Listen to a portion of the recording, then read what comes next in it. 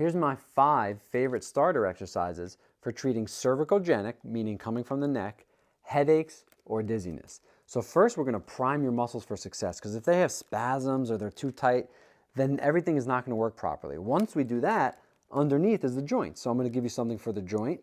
And then from there, we're going to use go back to the muscles and build a little strength and stability so that you can move properly. And then we're going to act on the nervous system. So let's get started. Begin by coming into a chin tuck, real tall here. Take your 2 fingers, drag them back on the base of your skull. You'll feel the skull itself hard, hard, firm bone, and then you sink into a little bit of a gully. It's softer. That's where your suboccipitals are. And if you dragged your fingers out to the side, you would kind of hit your ears. From there, what you're going to do is, starting in the center, drag straight down like this, and then repeat. And over time, you can slowly drag slightly outwards, but maintaining the same stroke from top to bottom. Now, you can also play with going bottom to top, just like this.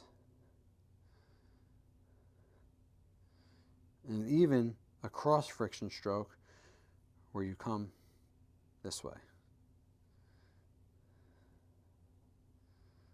Just working this entire area. To make it more intense, or even just to try to change it up a little and see if you get a better response, you can start at the base of the skull, right where the muscle begins. And as you look down, you drag your fingers down at the same time. So down, drag your fingers down. Down, drag your fingers down.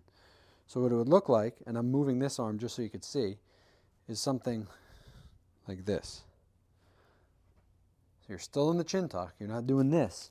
You have to look down from the upper neck. So you're in the chin tuck where your mid and lower neck is still back, and then you just kind of look down from the upper neck.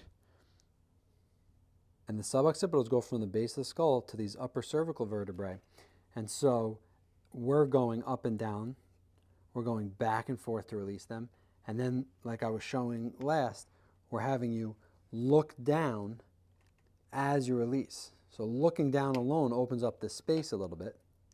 And then on top of it, you're dragging the opposite direction.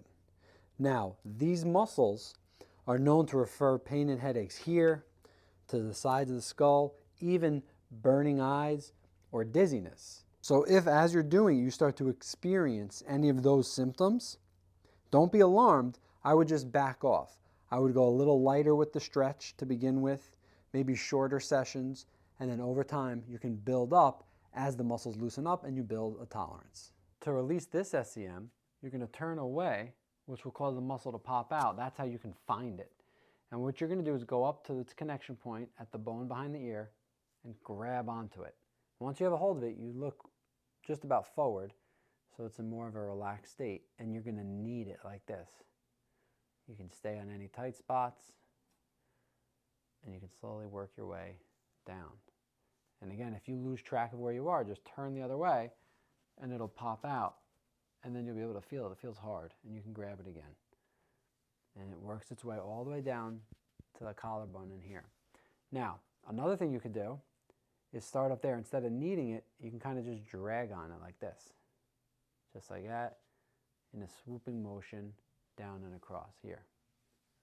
And another thing you can do, so we kneaded it, we dragged our fingers on it, you can also do cross friction. So you can find different parts of the muscle, see if any are tender, and then just cross friction across. Like that. And remember, you only look away when you're trying to find it. You don't stay like that while you're releasing it, because then you have the muscle activated and you're trying to relax it at the same time. So that's just to find it. And then you pretty much look forward and work the muscle. As you can see, the muscle goes from here on the collarbone all the way up to here. And so this muscle, when you're working it, you'll probably feel a little localized discomfort. You may even feel a little dizziness, because it's known to produce dizziness. But that will subside, and that's how you know you're working it well. So give that a try. All right, muscles are in a better state.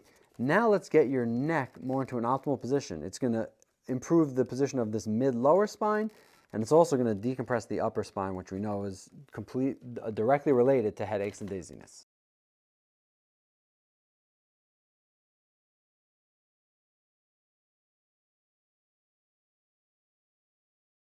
So you're sitting very upright. You bring your head all the way back as far as you can, and then you push on your chin, which is your overpressure. And you want to make sure that your head is moving on your neck and that this isn't forcing you to move through your whole body. So everything from here down is fixed, and you tuck back as far as you can and push. Now you pick a spot on the wall in front of you where your gaze is fixed, so your head goes straight back. I want you to imagine your vertebrae. When you look down, what do? They tilt forward. When you look up, your vertebrae go back. But when we do a chin tuck, the bones in your neck just slide on top of each other. So you're trying to make like a double chin, just like that. If you have discomfort and compression here, you may be extending too much. So what you can do, for starters, is try to fix your form, but if that still doesn't fix it, you can tilt down about 10 degrees and then kind of go up and back like this, just like this. And then over time, you should be able to do it in a straight on position again. And the correct form for this is that not only is your head coming back, but you have to imagine a string on the top of your head. And so as you come back, there's a lift. As you come back, there's a lift.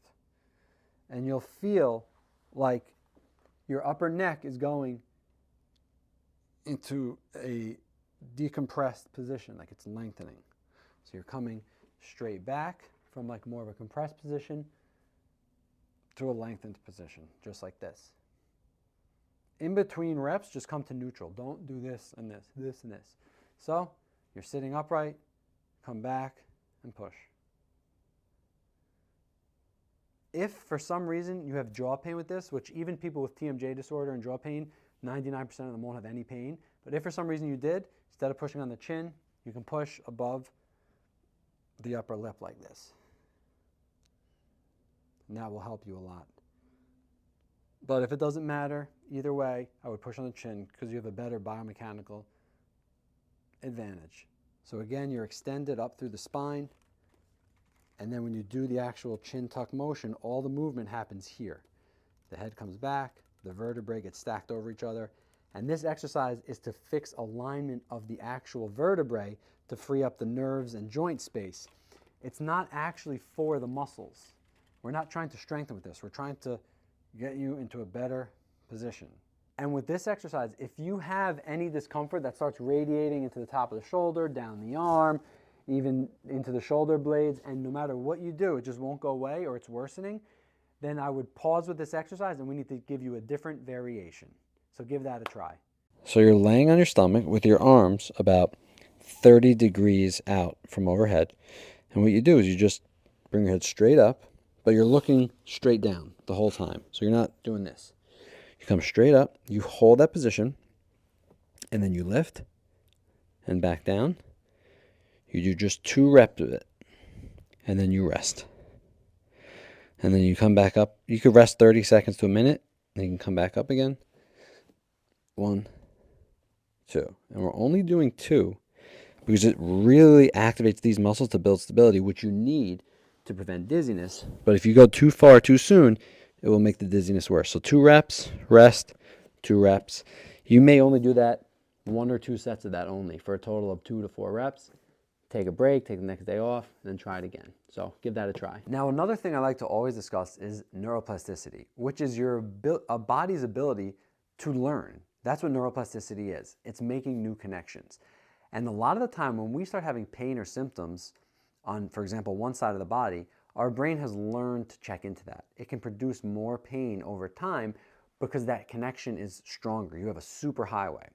So sometimes what I like to tell people is, let's see what happens if we think about the opposite side of the body, which does not hurt, and we start focusing on it. Or if you feel that both sides of your body hurt equally, pick a totally different body part, like your knee. And I want you to close your eyes for a minute and think about that side or that area that does not hurt, and think about it and think about it. Don't think about anything else, keep focusing on it. And what you'll start to notice is you start picking up new signals from that area. Oh, wow, that feels a little tingly, or there is pressure in that area, or a light breeze, or anything at all that you weren't thinking about before. And the longer that you do this, the more you start picking up other sensations. And the point I'm trying to send home to you is that a large majority of pain, or at least a portion of it, can just come from your nervous system thinking about it. You've been in pain for 3 months, 6 months, or longer. This can be half of the battle. And so now that you kind of understand that concept, I want you to do something where you're not going to focus on the pain. So I want you to pick an object, pick something bright and shiny. Sometimes I use this red mushroom right here in my mind, and I want you to focus on it for 1 minute. Close your eyes, think about the details, what it looks like, what it might feel like if you touched it. And the whole time you're thinking about this, you're not paying any attention to whatever your main pain is, okay? And if your pain starts coming in, trying to say hello to you, what I want you to do is acknowledge it without emotion. So you just kind of put it aside and say, all right, I feel what's going on here. I'll deal with that later, but I'm doing something else right now in a non-emotional way. This is called neuroplastic strengthening, because part of our pain that goes on is our decision to let it in or to not let it in. To give into it and say, I'm going to think about that, versus, no, I'm not going to give that life. And so if you can understand, number one, that we pull in sensations based on what we think about, and number two, you do have control as to allowing it to manifest or not, you can start rewriting your neuroplasticity. So it's something I just wanted to tune you into. This is the 5th exercise I wanted to show you. And if you really practice this for a minute, maybe once or twice a day, you can see how much power you actually have over your pain. And there you have it. We've taken 2 exercises to prime the muscles for success. We've acted on the joints themselves. We've built stability and strength, and we've addressed your nervous system. So get started with those. And if you have any questions at all or need help, don't hesitate to reach out to me.